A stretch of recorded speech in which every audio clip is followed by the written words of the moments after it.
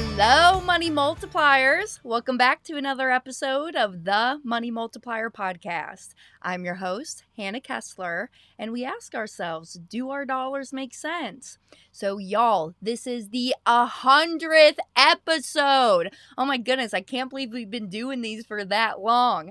So, today I am greeted by my lovely kitty cat. She's sitting right here in the window sunbathing.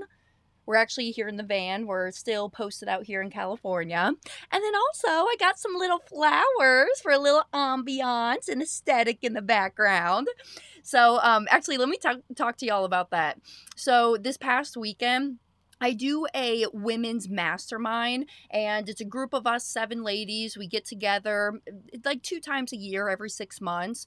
And one of the activities that we did was actually floral arrangements. It was so cool. I've never done anything like that.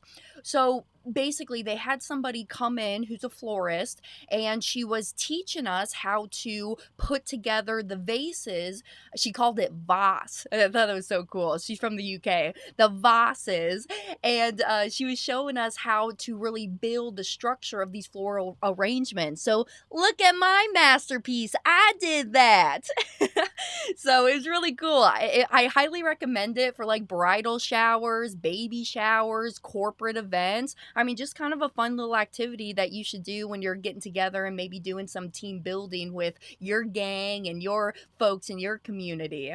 So welcome back. Thank you for tuning in for these 100 episodes. I'm very grateful for the community, and I just appreciate y'all. I love y'all. I appreciate the support and the value that you bring to me, because I mean, even myself, I learn every single day that y'all are tuning in, asking me questions that, hey, maybe I didn't think about that question, and I've been doing this since I was 18 years old, been around IBC since I was like 10. So it's just really cool just to see us evolve as a community, and even in myself as my own person, in my own financial life, my personal life, and the business relationships that I've been meeting. So this week, actually, I got together with 2 of my clients who, in my opinion, are now friends and family, who have been practicing banking with us going on close to 4 years now. So I got to see Mr. Dexter, shout out Dexter, and then also Terry. She took me to a really nice restaurant down in Del Mar called Jake's. Oh my goodness, I had the most amazing scallops, let me tell you. I freaking love scallops. So it was awesome. We ate right there on the water. We took a little walk after. And so I'll be seeing her this weekend too, because we got an event coming up down here in San Diego. I'll go see Pops. I'm kind of eager to go see my dad. It's been a little bit. You kind of don't realize how much home and family really means to you when you're not seeing them day in and day out. So I've been on the road now for about 4 weeks. I got 3 more weeks left on the road, and I'll be going back home to Florida here soon. So in today's episode, I'm going to kind of be looking down if you're watching me on YouTube. So I just got my notes here in front of me. But actually, I'll say this first before we get into it. If you are watching me on YouTube and this is the first time you're ever tuning in to one of my episodes, here, look at this little handy dandy phone case that I got here. Look at that. So scan that QR code. It'll take you directly to our presentation that's found on the moneymultiplier.com website. And that's a good starting point when getting introduced to the infinite banking concept. Maybe you are a person, you've been practicing this for some time, and you're trying to tell your family, friends, colleagues about this stuff. So have them just go to the presentation, because it really solidifies the foundation knowledge and understanding of why, what, how are we implementing this concept in our lives. So I would start there if this is something that's new to you or you're trying to introduce other folks to this concept. But in today's episode, we're going to be talking about the true value of a dollar. And I know in past episodes, I've kind of got into the weeds of it just a little bit, talking about, how here in America, it's now fiat currency because right when Nixon was president, he took off our dollar from being tied to the gold standard. And so now it's just like almost monopoly dollars, because the Fed and the government can really dictate and price how much of a purchasing power that our dollar really has. Where the Austrian economist brain in myself and my mentors that I follow, we should. I mean, it should be tied to something so it can't just be easily manipulated from government or others, and really having the power of the people decide where the products or goods and services are supposed to be price point out here in the free market. So, I wanted to kind of share just a little bit of background about the historical perspective of a dollar, and I'll link this down below. This link, it's from the officialdata.org, and it's talking about inflation. But what they are saying, and sorry, y'all, I had this pulled up here. Okay. So what it's saying that $1 in the 1800s is worth $24.48 today. So literally in the 1800s, or I should even just be more specific and say the year 1800, our $1 that was worth a dollar back then is now worth $24.48. Literally 24 times has really impacted the inflation of our $1 and the purchasing power that we have. So let me just read like a little script here from what this website is saying.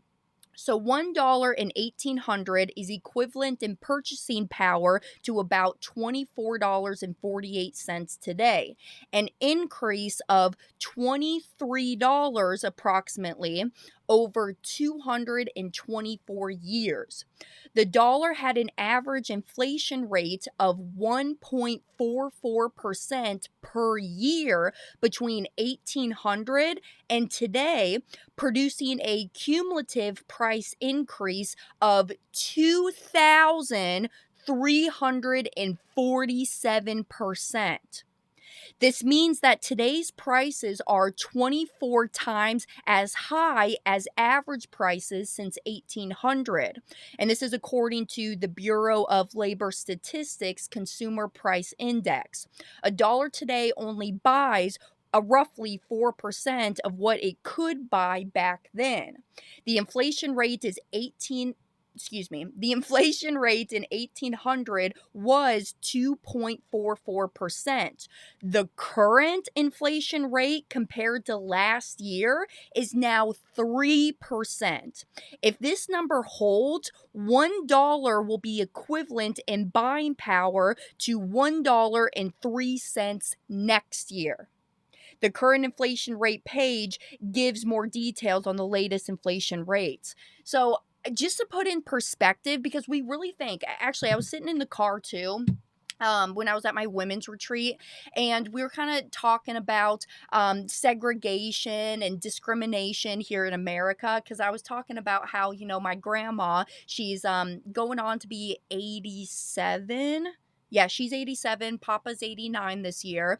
So she's going on to be 87. And so she was born in the 1930s. And I was kind of talking about how grandma literally grew up riding to school on segregated buses. And we were kind of talking about how it really wasn't that long ago, if you really think about it, even like for us women. It wasn't that long ago when we just got our voting rights handed to us from the government and from the public. So if you really think about the purchasing price of the dollar back then in 1800, I know 1800 kind of seems like a long time ago, but y'all, it really wasn't that long ago. So just think, me sitting here at 24 years old right now, just think what's going to happen moving forward in my lifetime, your kids' lifetime, you, maybe if you're in that Gen Z millennial generation like myself, just think about what's going to be happening moving forward as we evolve during this lifetime for ourselves. So it's just crazy and it's powerful, and we need to really understand how that dollar is going to keep losing and losing in value as every single year and day passes in our lifetime. So that's why, when we go out and we teach on the infinite banking concept, we always talk about why folks are putting dollars away into these qualified plans, these government sponsored plans like a 401k, IRA, and those different vehicles that are out there. And we ask the questions, well, hey, is our dollar worth more today or in the future? Well, it's worth more today. And if you ever forget about that, think about how many candy bars you could buy 10 years ago for $1 and how many you can buy today for $1. And taxes, are taxes going to go up or go down? They're going to keep going up. And if taxes don't go up, aren't we taxed on more crap all the time? So just think about 10, 20 years ago, your property taxes of what you've been paying on your primary or investment properties that you hold. Taxes are going to keep going up. And when we go and pay the tax, would you rather pay it on the small amount, the seed, or the large amount, the harvest? I'd rather be paying it on the seed. And so all of those answers are totally violated when we start putting money away into these other accounts, because what we're doing is we're giving up our good dollars today to get paid back with non-guaranteed. I won't even talk about that on today's episode, but to get paid back with non-guaranteed weaker dollars in the future. And taxes are going to keep going up. So when you put your money inside of those vehicles like a 401k or IRA, when you go and take out the money, now you're paying tax on the large amount, the harvest. So that's why with this concept and putting our dollars into a properly structured whole life policy that's designed for high cash value, we are paying our premiums with after-tax money.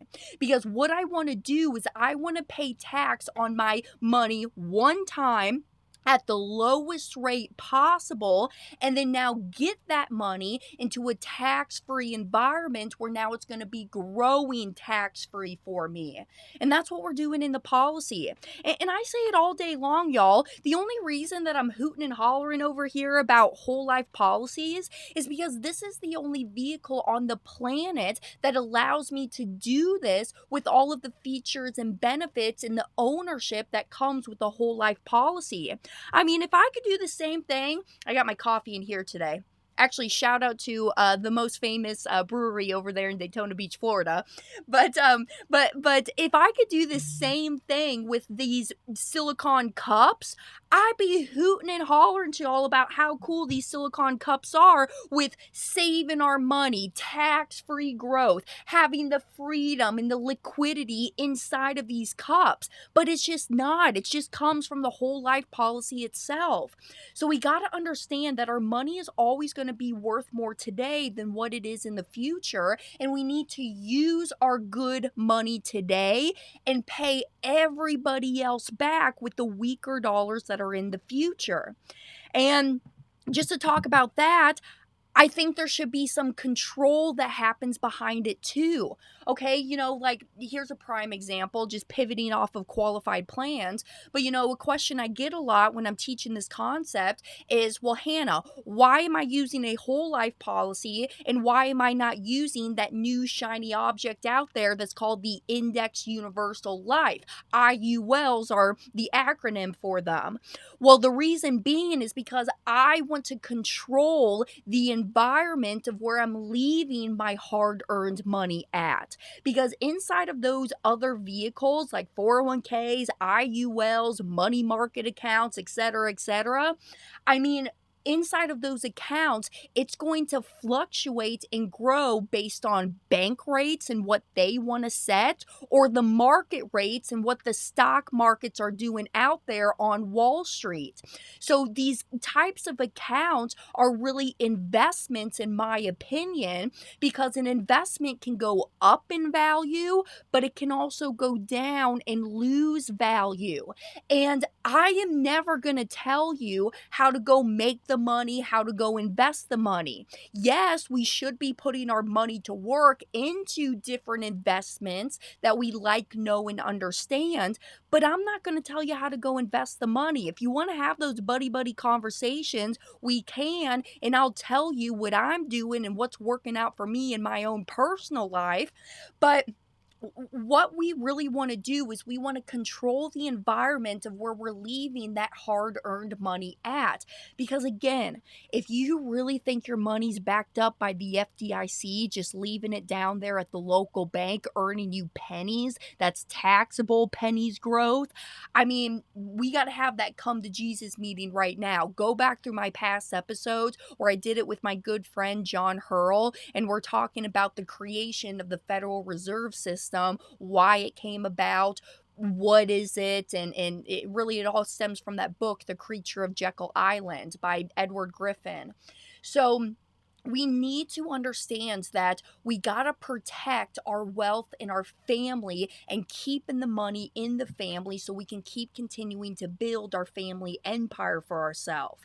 So it's your dollar, you can control it, and it kind of even goes into the fact of that you should control your spending habits as well. I mean, it's now you. When you are your own banker in your own life, it's all up to you in how you use your policy, because nobody can screw up the policy besides you and how you're using it. So just live within your means, okay? That's kind of why I like some of Dave Ramsey's teachings. Do I agree with everything that he says? No, I'll be honest, but I do appreciate the fact that he's teaching American families how to budget, live within their means, and not go out there and overspending. Because my dad kind of makes the joke, hey, some people think if they have checks on their counter that there's still money in the bank, and that just may not be the truth as well. So control your spending habits, live within your means, and budget yourself, and you should be budgeting.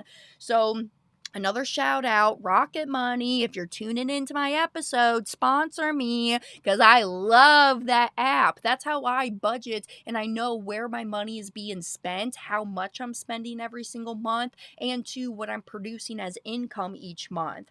Because it's really cool too. You know how I always teach y'all that we should be saving at least 10% of our income. So on my app, I will actually be able to see how much I'm saving and keeping for myself. Because that's one of the things that I'll ask y'all when we're talking on the phone together. If this is, we're doing like a first one-time strategy call together, I ask you and I say, well, hey, what's your income? What are you producing? All right, you know what you're producing. What's your monthly expenses? And sometimes there's like a very long pause. And sometimes I get well, I don't know, Hannah. I don't even know what my monthly expenses are.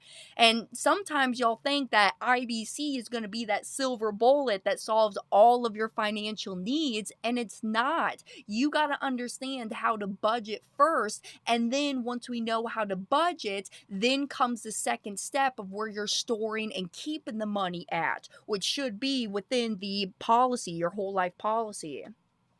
So now we get to that second step of, okay, I know how to budget. I know how to keep the money within my control, protect it, grow it, guaranteed, uninterrupted compounding. All right, now I know how to do that. Well, what should I go do with this? Because I shouldn't just be sitting here hoarding my money for myself. Because I agree, right? Money is made in the motion of it. And actually, I even got my Chris Noggle shirt on. Monies. And so it talks about how money is just opportunity and a resource for us. So once we get to that second step, now the third step, I would say first is that if we have any bad debts that are out there, start using your policy to go and tackle on those bad debts first, like our credit cards, the depreciating assets like cars, boats, fun toys. I don't know. Maybe you got an IRS bill that you got some back taxes that you owe, right? Let's get those suckers out of there first. So then you can start taking back the control, freeing up some of that monthly cash flow that you're sending out the door to the other people.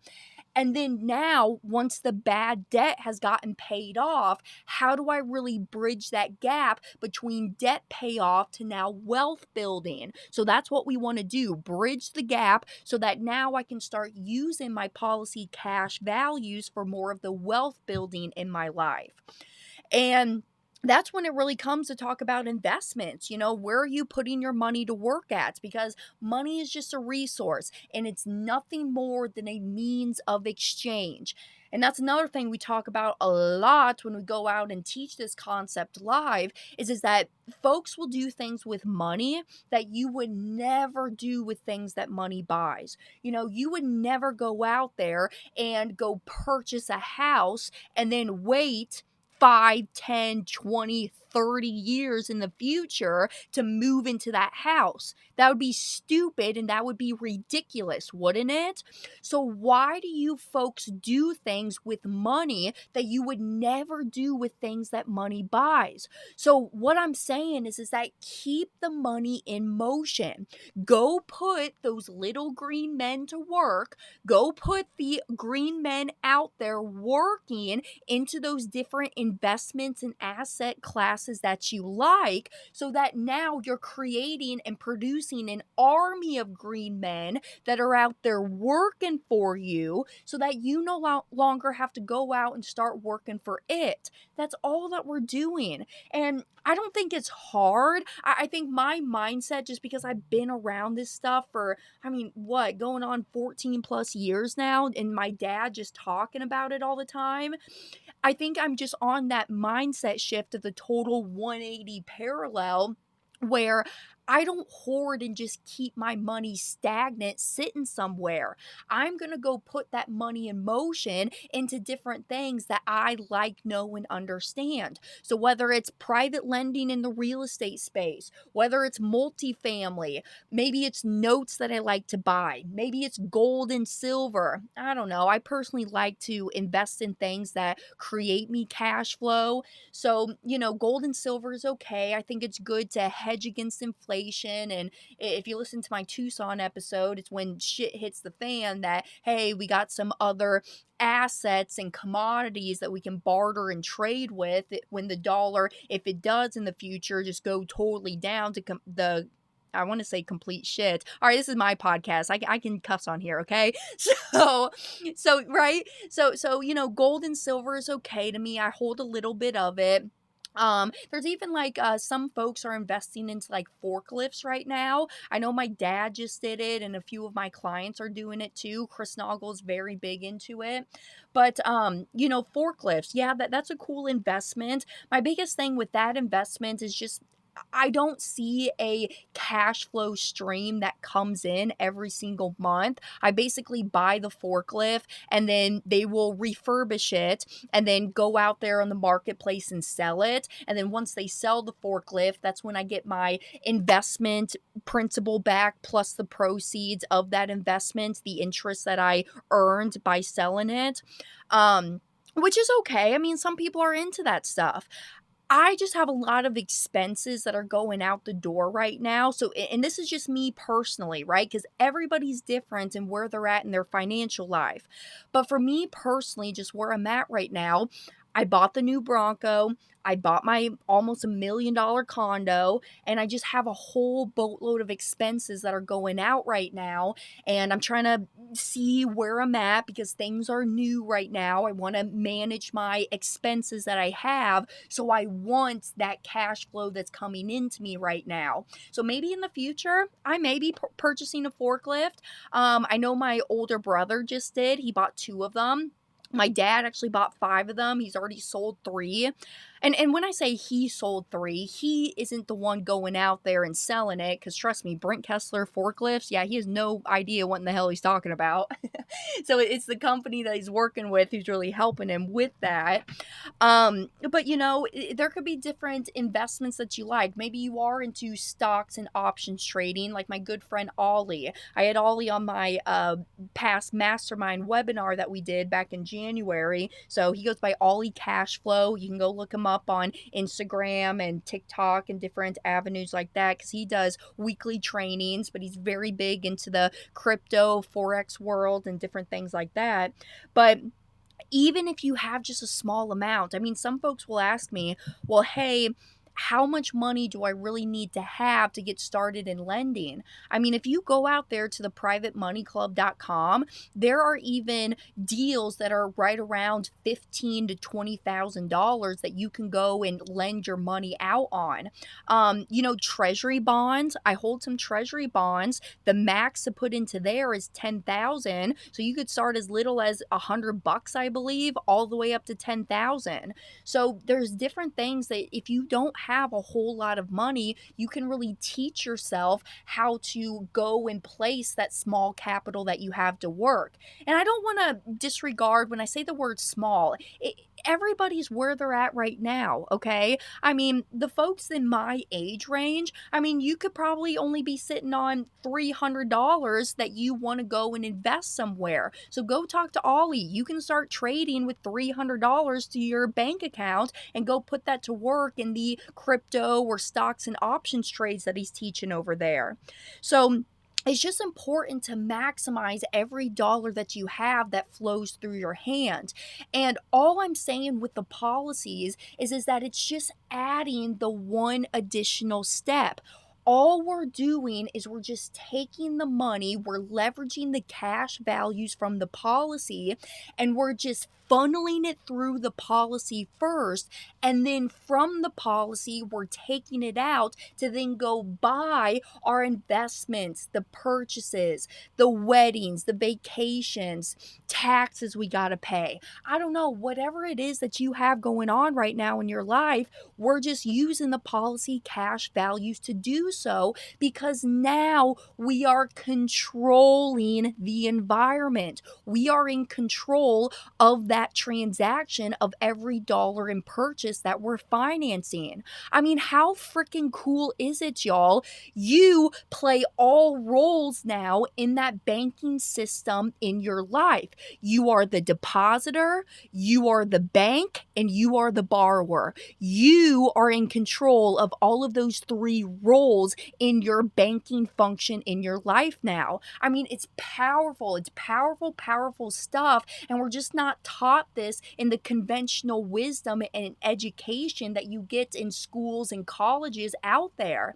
And that's probably how you stumbled upon my video, because you're thinking, hey, I'm sick and tired of taking the losses in the market. I don't like my W-2 job and being tied down to that 9-to-5 lifestyle. I want to be able to go out, go travel, see my family, go see the world and the country that we have here on this beautiful earth that we call America. And sometimes it just takes pain and suffering to want to go out and do something better for yourself and your family.